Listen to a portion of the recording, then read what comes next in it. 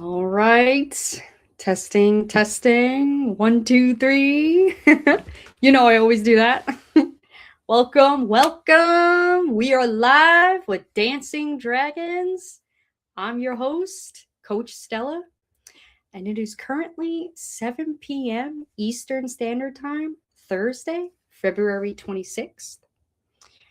And let me just get right into it, right? Be honest. How many of you bought a supplement from Amazon or a random online source because you heard you might be low in something?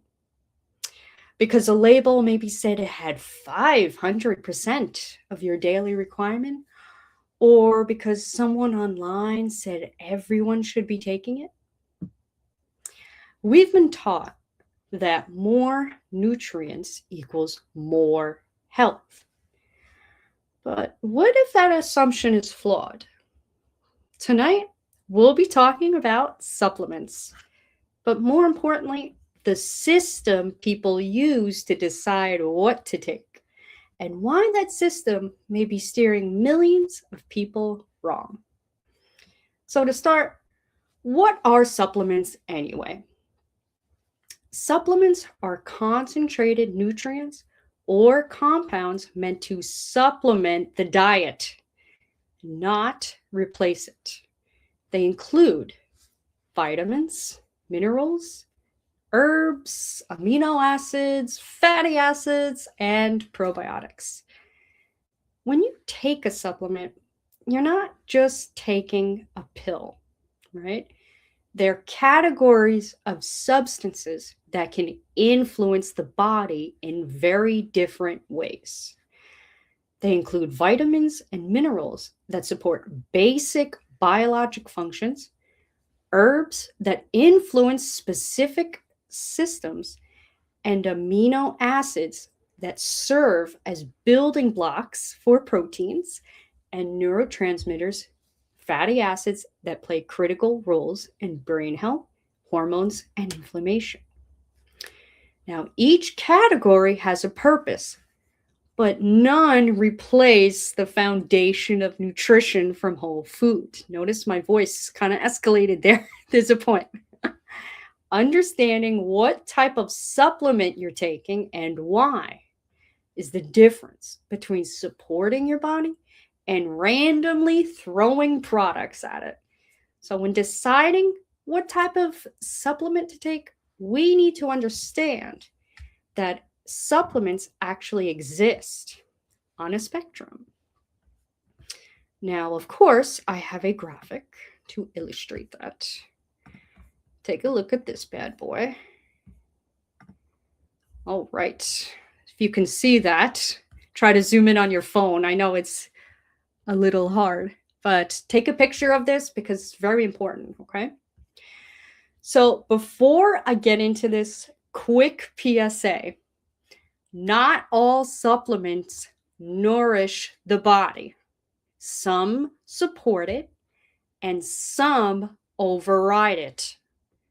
There's a time and there's a place to take supplements. Okay. All right, let's take a look at this image. What does this image kind of look like to you? Kind of resembles the food pyramid you were raised on, right? The bottom is what you should consume the most. The top is used sparingly and intentionally. Let's take a look at the nutrition part, the bottom part, right? This is the foundation, the most important part. This is where your nutrients are meant to come from first.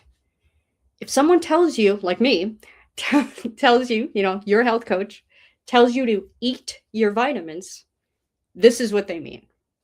Whole foods, water, oxygen, and sunlight provide the raw materials your body needs to function and sustain life. In other words, the answers are on the ground. Just pick things up off the ground and just put it here in your mouth. That's it. The answers are there. Now, your body recognizes nutrients best in their natural form. packaged in food alongside enzymes, cofactors, fiber, and bioavailable structures that supplements can't fully replicate. This level supports long-term health, resilience, and proper biologic function.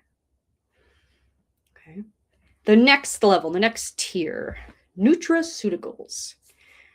This level includes herbs, plant extracts, functional mushrooms, adaptogenics, and functional compounds derived from nature.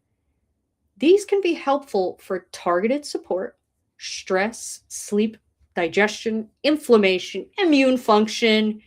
The list goes on, but they're not meant to replace the foundation or act as a permanent solution. They support physiology rather than override it. All right, now let's look at the top, the little itsy bitsy top of of this pyramid. That's called pharmaceutical-like doses. All right, so you want to approach with care. Okay, these are high-dose isolates. They're concentrated nutrients removed from their natural context.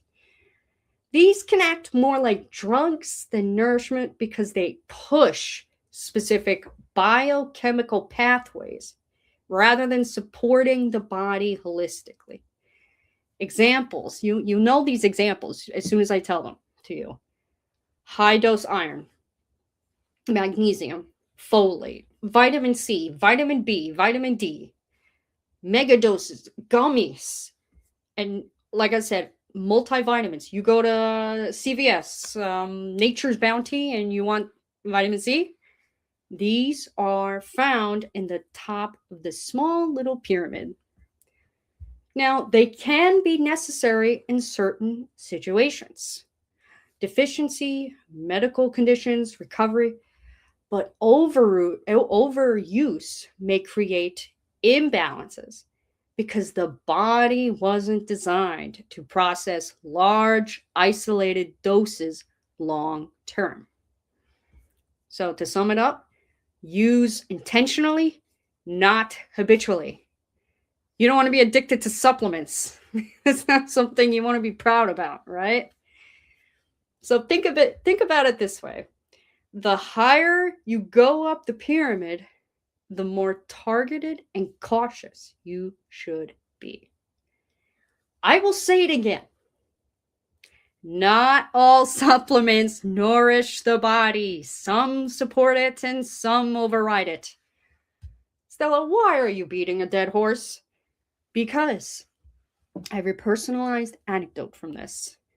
I watched someone I knew consume supplements in excess, chasing energy and quick fixes to keep up with an exhausting work schedule. They weren't trying to harm themselves. They were trying to function. But relying on high doses and cure-all solutions instead of addressing the root cause took a serious toll on their body. Over time, it led to kidney failure and ultimately it costed their life. This is why I speak about using supplements intelligently, not habitually, not desperately, and not a substitute for real health. Quick fixes can have permanent consequences. I'll say that again. Quick fixes can have permanent consequences. Yes, I am beating so many dead horses tonight. All right. I got so many in my back pocket. I have an ammo full. I have no problem using them. Okay. So when we say supplements are support tools, not foundations, what we mean is this. Your body doesn't build health from capsules. It builds health from behaviors. Remember habit stacking I talked about a couple live streams ago? This is that. From the things you do every single day that regulate your biology. Okay. Now, remove this guy. I have another graphic. Okay. Okay. So, how do we regulate our biology? Well, by adhering to the 4 pillars of health: sleep, nutrition, movement, and stress regulation, right? Sleep, if you want to start somewhere, you start with sleep. Regulate your sleep schedule. That's when the magic happens at night. You may be asleep, but that's when your body is in ultra repair mode. Your metabolism, everything is in recycle mode, okay? That's when repair happens. Nutrition, that's important too. That's where the raw materials come from. Movement, because that's how your systems stay responsive. Remember, if you don't use it, you lose it. It's that. Stress regulation, because chronic stress changes how your body uses nutrients in the first place. When you're stressed out, the organism is designed to survive. So what is it going to do? It's going to look for nutrient stores to make you survive. Our body wants us, is trying to be on our side, right? So what are one of the first stores that become depleted? Magnesium. When we have depleted nutrient stores, we are more prone to cravings. And I talked about this a couple of live streams ago. It's not you. Your cravings are based on lifestyle. Okay.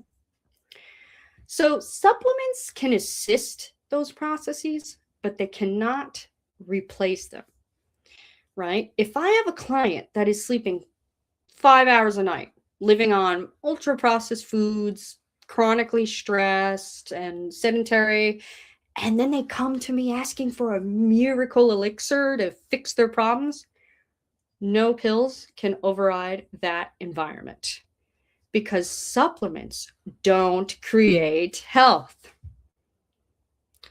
Supplements don't create health, all right? Every time I say something twice, these are mantras that we need to have in our head, okay? Think of it this way. Taking supplements without fixing the foundation is like trying to renovate a house that has no structural support.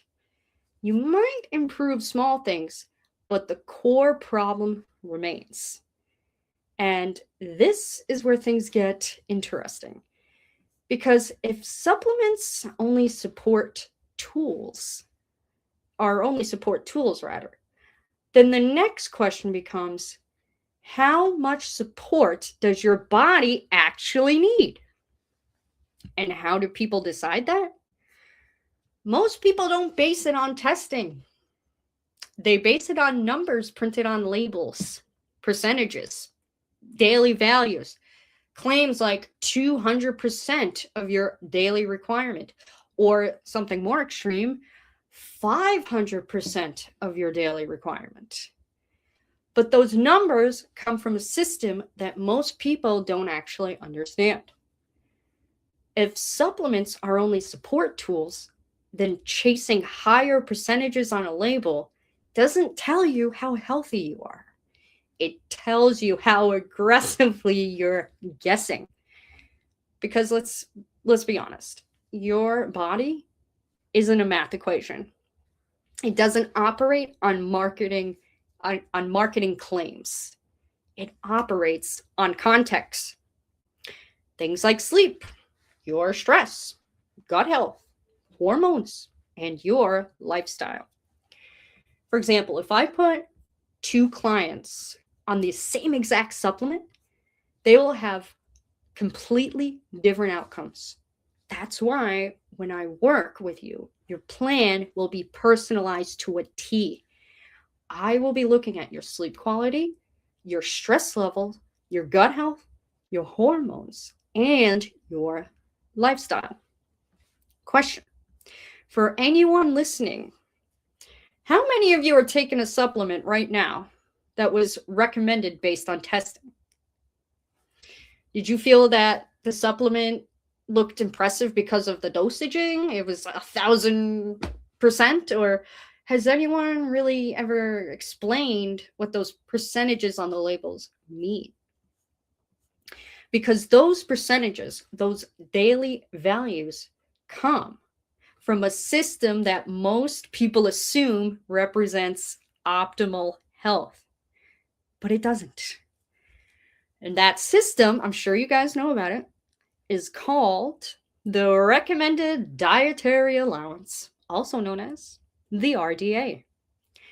And once you understand what the RDA was actually designed for, you start to see why so many people are either over supplementing, under supplementing, or taking the wrong things entirely. So, what does it really mean? What does the recommended daily dietary allowance really mean? It is the intake sufficient to prevent deficiency in most healthy individuals. It is not optimal, personalized, or designed for peak health. It was actually, believe it or not, it was designed to prevent diseases like scurvy, rickets, and severe anemia, right? So I have another picture for you. Where is it? Here we go. All right, check this bad boy out. Again, zoom in if you can. I know the formatting here isn't the best. All right. So let's get something straight. Preventing disease is not the same thing as creating health. Okay? Those are two completely different goals. Most health advice is built around preventing disease, not creating health. That's an important distinction. Preventing disease means keeping your body just functional enough to avoid obvious problems, avoiding deficiencies, preventing breakdowns, and staying above the minimum required to survive. You're not necessarily energetic, resilient, or thriving. You're simply not falling apart. Like living at sea level when your body is capable of climbing mountains. I give you like a grade of like C+, right? You're barely there, but you're just at the threshold. Creating health is different. It means actively building resilience, optimizing energy, supporting repair, and improving how your system functions and increasing longevity. In other words, preventing disease is like keeping a plant from dying, whereas creating health is helping it flourish. It's like watering a plant that just enough so it doesn't wilt versus giving it the right soil, sunlight, nutrients, and environment so it actually grows strong. In other words, TLC. You give something TLC, you give it love. You're in a relationship with someone, TLC. We are all plants, right? We really are. I tell that to people, clients all the time. We are human plants, and our environment, the food we intake, not only is the food that we intake feeds us, but it's also what we listen to. The sources that come into our minds is something that we also digest. It is nutrient dense quality, or it could be fast food quality, the way it enters our brain, right? What we listen to and what we don't listen to. So back to this, I went off on a tangent. So instead of asking, how do I not get sick? You should start asking, how do I function at my highest capacity, right? Most people are taught to aim for the absence of disease, but true health is the presence of vitality, adaptability, and strength. So why does this matter for supplements and RDA? The RDA was designed for preventing deficiency diseases, not optimizing modern health. So if you aim only for RDA levels, you may avoid scurvy or rickets. I mean, congratulations. But that doesn't mean you have optimal energy, optimal brain function, optimal metabolism, and optimal recovery. Absence of disease is not the same as presence of health. Someone cannot be diagnosed with an illness, have normal lab ranges, still feel exhausted, inflamed, burned out, metabolically struggling, technically not sick, but not healthy. They're in a weird limbo. They know their body is built for something more. And I know a lot of you can resonate with that. So someone can technically fall within the normal ranges, hit 100% of the RDA, and not be diagnosed with the deficiency and still feel exhausted, inflamed, foggy, and off. Technically not sick on paper, but not healthy. Look at it this way. It's like taking your car to the dealer when your dashboard is like lit up like a Christmas tree and they tell you everything's fine, no issues found, nothing to worry about. But deep down, you know something's wrong. This problem is everywhere. For example, according to the CDC, about 57.6% of the US adults took a dietary supplement in the last 30 days.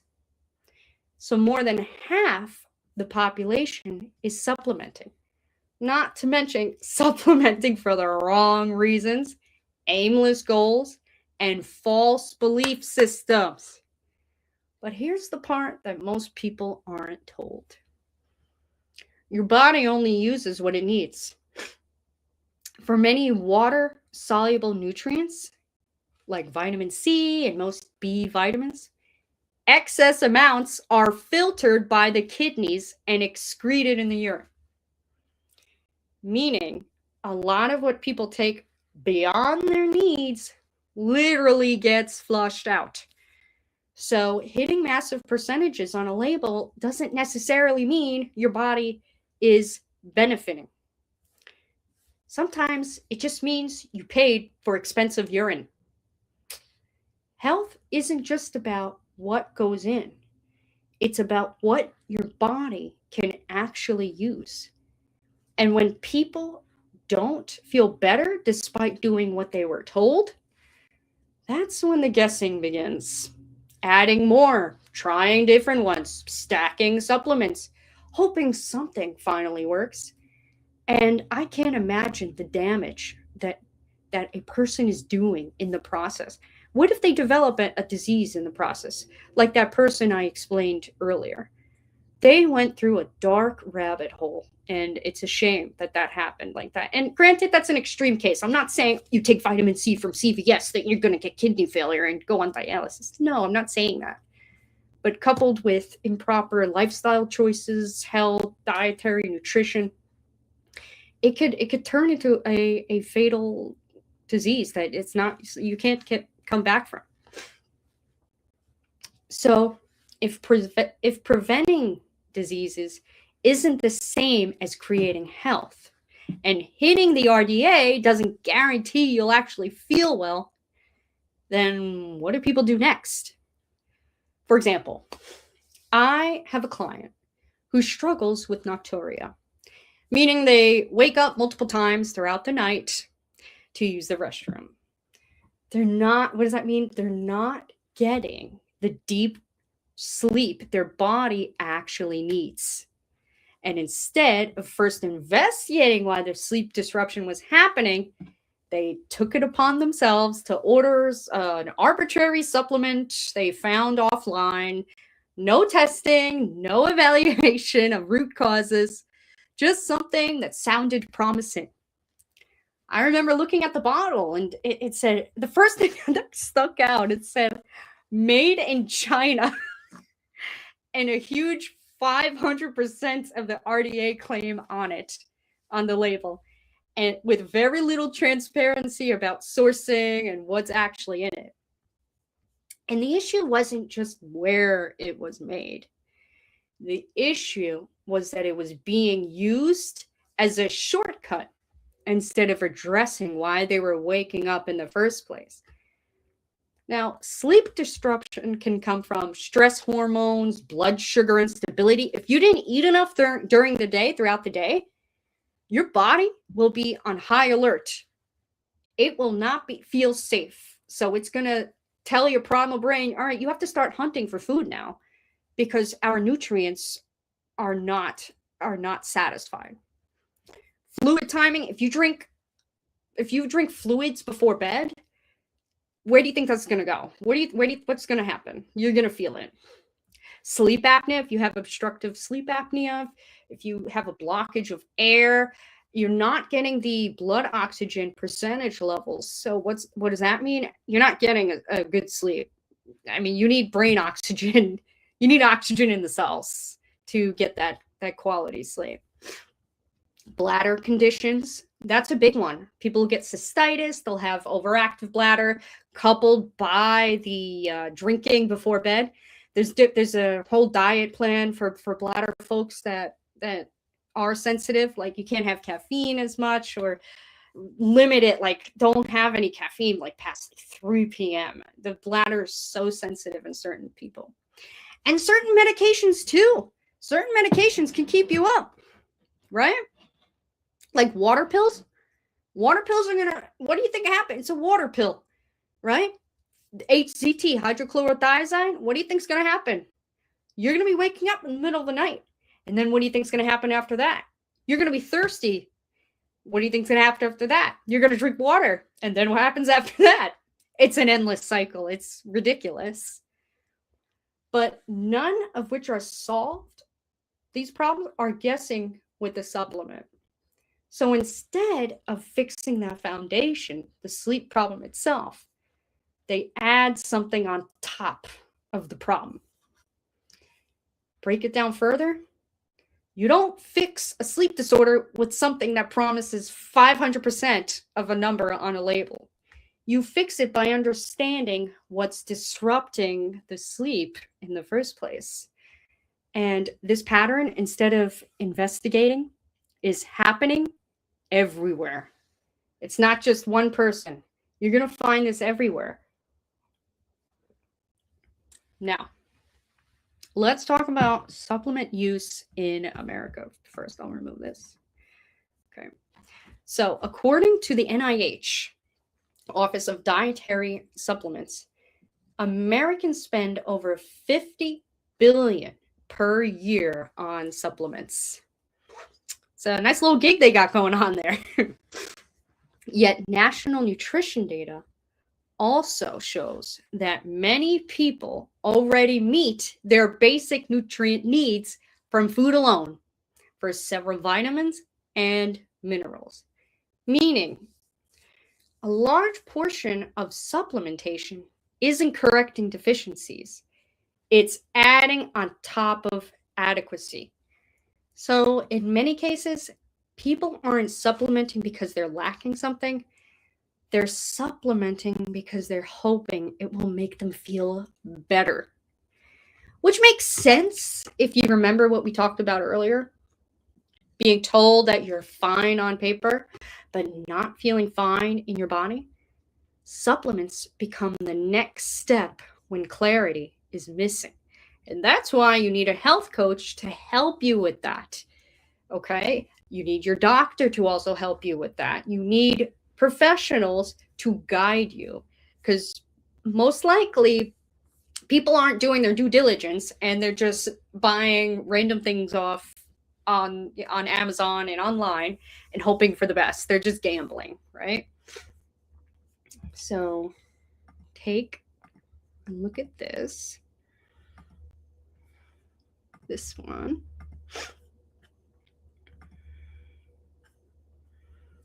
Okay. All right. So check this out. Supplement use with rising age. You'll notice that this graph, right, shows an increasing use of supplements as people get older, and not necessarily because people become more informed, because more symptoms appear over time. So instead of subtracting root causes, people keep adding solutions. How many of you started with one supplement and now you take several? Did anyone here ever reassess whether you still need them at all? And what about you personally? How do you know you still need them? And one of the biggest risks of this add more approach, it shows up with certain nutrients people associate with energy, like iron, right? Iron is a big one, right? It's one of the biggest risks of the add more approach. It shows up, right, as fatigue, as one of the most common symptoms that drive people to self-prescribe supplements. And iron is one of the most commonly guessed solutions. According to NIH data, about 14% of US adults have iron deficiency.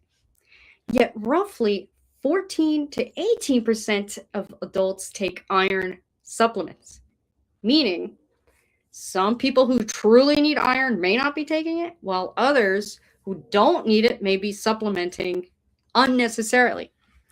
Why does this matter? Iron is tightly regulated because free iron can promote oxidative stress. In other words, it's aging you from the inside out.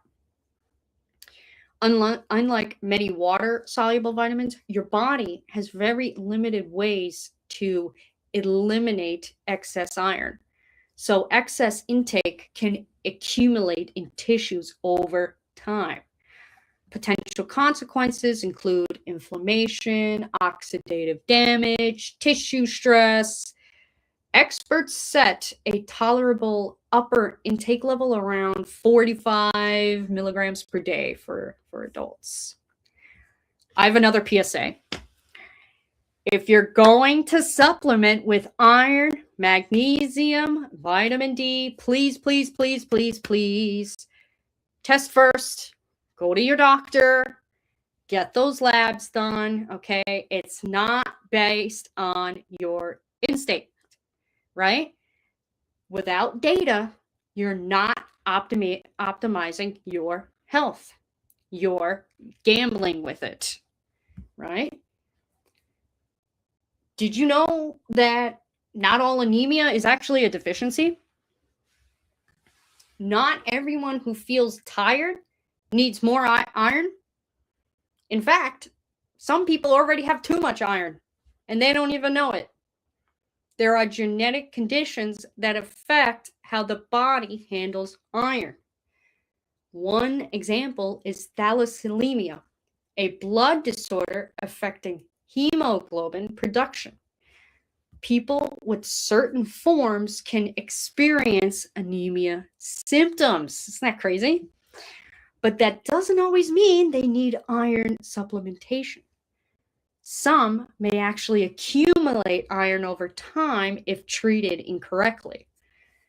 Another condition that causes iron overload is hemochromatosis, which many people don't realize they have. So, for example, I used to be a medical assistant for many years in a dermatology office, and one of my coworkers would constantly complain about fatigue, gut issues, abdominal discomfort, list goes on. She just never felt well. But one day she came in to work all excited and relieved, and she said, I finally have answers. I have hemochromatosis. And she was actually so happy about it because it explained so much of what she had been feeling. And she said, all I needed this whole time was just phlebotomy treatments to remove the excess iron. So essentially, her body was storing too much iron, not too little. And I jokingly asked her, I said, "So, what'd you have for dinner last night? Steak?" And she laughed. She said, "Well, yeah, actually, yeah, that's my favorite." That's one of the foods that you should probably not consume, considering the iron content. But the point is, not everyone who feels tired needs more iron. Some people actually need less. And without testing, you'd never know which category you'd fall into. Symptoms don't tell you what to take. Testing tells you what to take.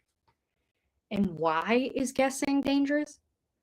So imagine someone feels fatigued and they assume it's an iron deficiency, and then they start supplementing, but their issue isn't low iron. It's a different type of anemia or a condition affecting iron metabolism. That can worsen imbalance instead of fixing it. This is why symptoms alone aren't enough to guide supplementation. Fatigue doesn't automatically equal iron deficiency.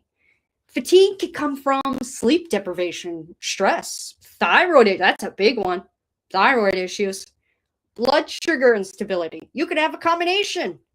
Inflammation, chronic illness, autoimmune disease. You don't treat fatigue with iron. You treat iron deficiency with iron after confirming it exists. Okay? So take a look at this.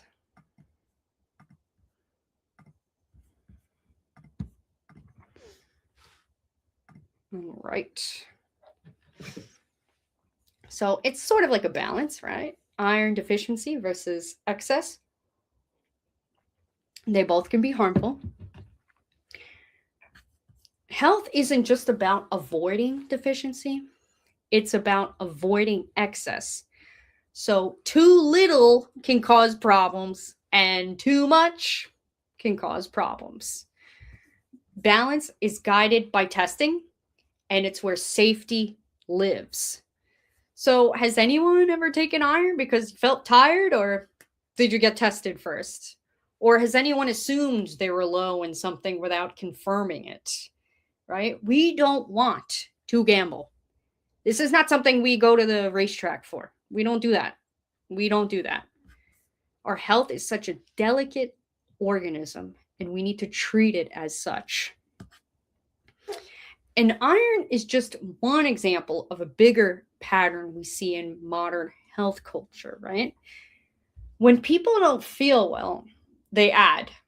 They add supplements, powders, protocols, snacks, because addition feels productive and proactive.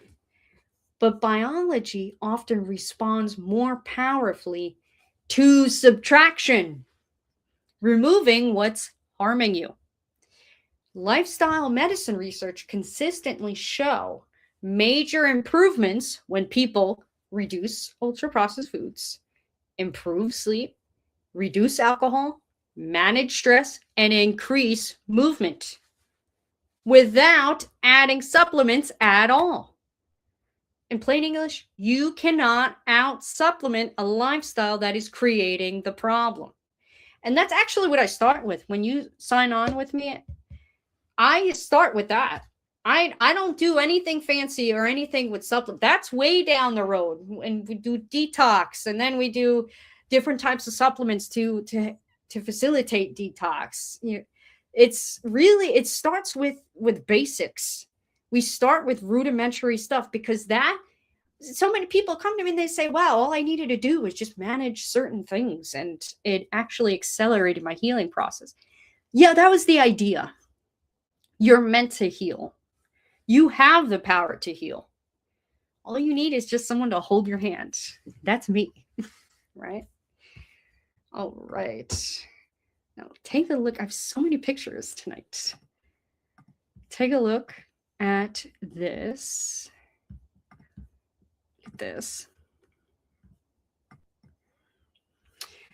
This visual, it shows two paths, right? Addition versus subtraction.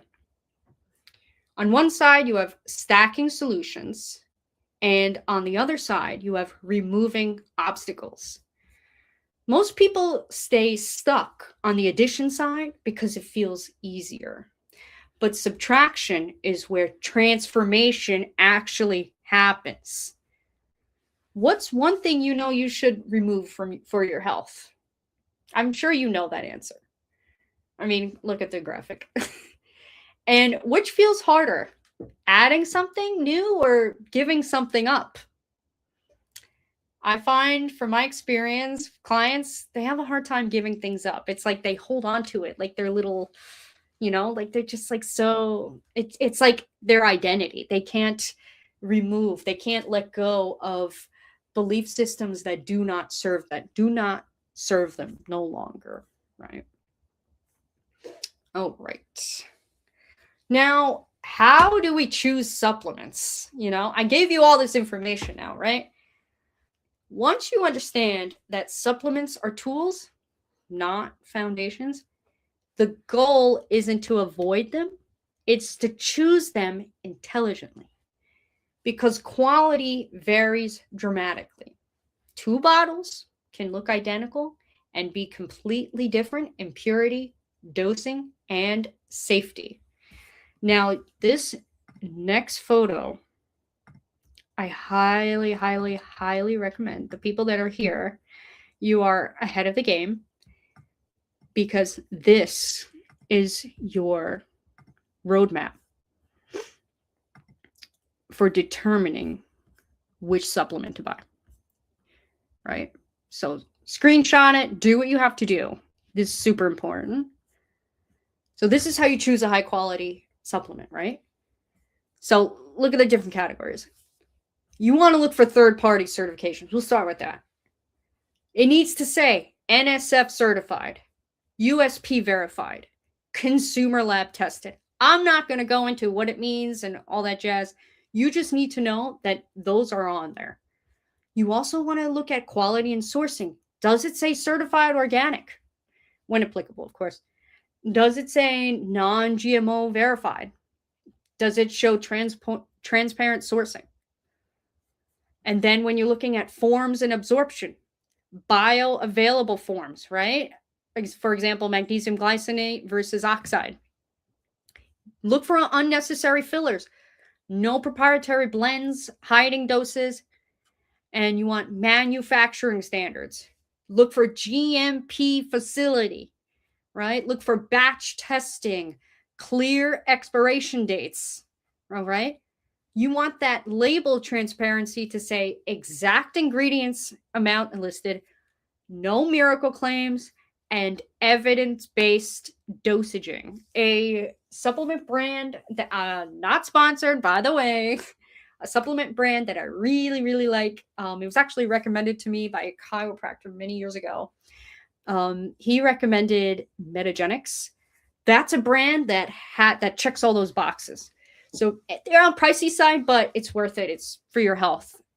I recommend that. Super clean. For example, I was taking vitamin D from that brand, and my vitamin D levels were like at a 12, super low, not good. I took the vitamin D for like, I don't know, 6 months, 3 to 6 months, and they went up to a 98. I had an A+ as vitamin D level. It was phenomenal. And it wasn't from CVS. You can't get this from CVS. You have to go to like Metagenics or somewhere and get those. All right. So when you look at a supplement label, so you look at the supplement label, just make sure that you're looking for the ingredient sourcing, right? Because supplements aren't regulated the same way as medications are. So, right, so most of them aren't going to say FDA, right? So there's a responsibility to the consumer, and that's where I come in and help you with this, right? Look at this chart. Your responsibility as the consumer is to look at that chart and see if it checks all the boxes off, right? Now, I'm sure, has anyone ever checked for NSF or USP labels before buying? Did you even know about this? I mean, how many of you chose brands on price instead of quality? I mean, less is more. And then a lot of people, they think, oh, well, this supplement's $80, so I'm going to buy it. You want to watch out for mega dose marketing, right? And proprietary blends that sound exotic from the Amazon, right? Or whatever, with no context and unrealistic promises. If it sounds like a cure-all, it probably doesn't exist. It's too good to be true, right? Right. Now, Stella, this is a lot. I can't remember all this information. Is there a tool or something, especially with AI or anything, that could help me figure out what to get and what to avoid? Yes, there is. Your homework tonight is download, not sponsored once again, download the EWG Healthy Living app. Okay? It is the holy grail, right? This app lets you scan products and see beyond the label. Instead of relying on front package claims, you can instantly check ingredient safety ratings, potential toxicity concerns, brand transparency, and hidden additives and fillers. Because labels are designed to sell, not necessarily educate. Tools like this shift your decision from marketing driven to data informed, right? And it's not just supplements you can look up. You go to the store and you just like point and shoot. Oh, what? Let's look at this mayo. Uh-oh, has soybean oil. It's going to give it a score of probably 7 or 8. The scale is designed such that 1 is like the best, and it gives you like a color code. Green, excellent. 2, good, still good. But once you hit 4, 5, that's when it starts to get a little dicey. It'll tell you the reason why they don't like it. It'll tell you the additives, preservatives, endocrine disruptors, the list goes on.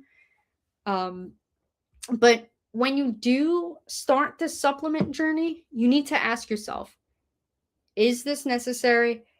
Is this high quality? And are my foundations already set in place? Because we live in a world that sells quick fixes for problems that were created slowly. So people keep reaching for pills, powders, and promises, hoping that the next one will be the answer. But health isn't something you buy. It's something you build. When your foundation is strong, supplements become optional support. When your foundation is weak, they become a distraction. So use tools, data, and discernment. But never forget, your body was designed to thrive long before supplements ever existed. Build the foundation first, and then let everything support what you've already built. All right. That was tonight. Thank you for tuning in. If you like what you heard, you could head over to Instagram, follow me. It's at stela.ieraci. And I post a lot of health coaching content. Would love to see you there. I had really a lot of fun tonight, and I can't wait to see you guys next week. Thanks.